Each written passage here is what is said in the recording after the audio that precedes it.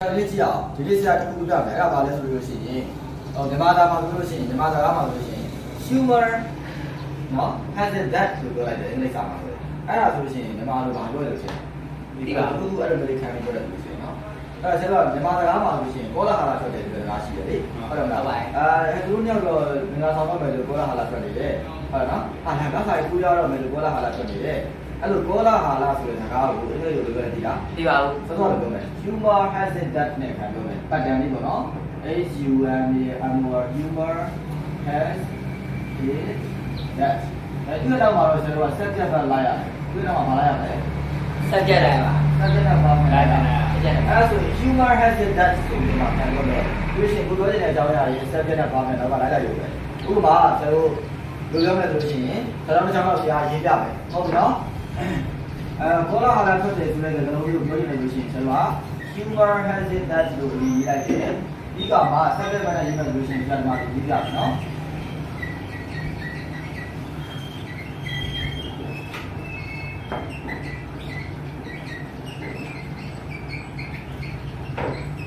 ကျွန်တော်တို့ပြောကြည့်ပါဦး humor has it that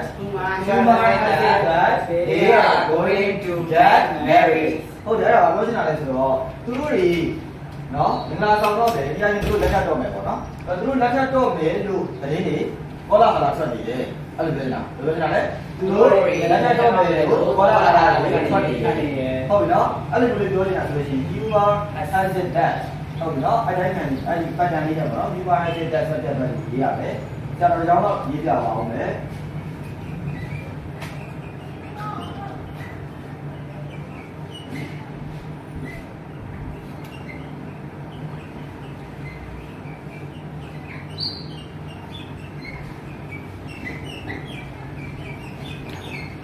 How about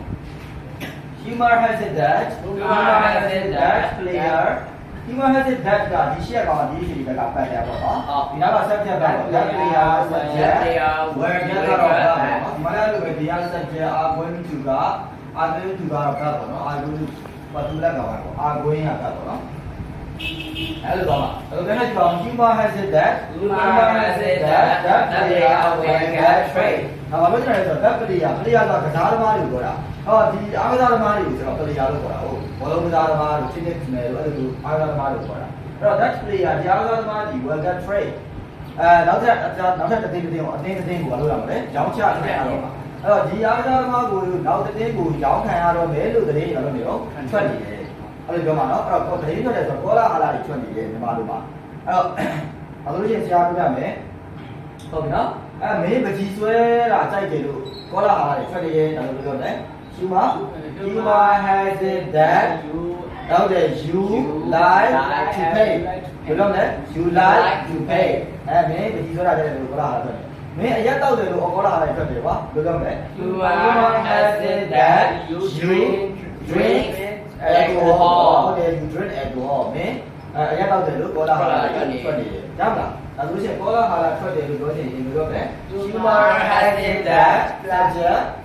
အဲ့ဒီပတ်တန်လေးနဲ့ကျွန်တော်ထည့်လိုက်ရမယ်ဒါအပြောမှာဟုတ်ပြီနော်ထည့်ပြောလိုက်ရအောင်ရမလားโอเคရအောင်နော်အဲ့လိုဆိုရင်စာတောင်းလေးပြီးပြီးတော့မှဆက်ရှိလို့အားပို့မယ်နော်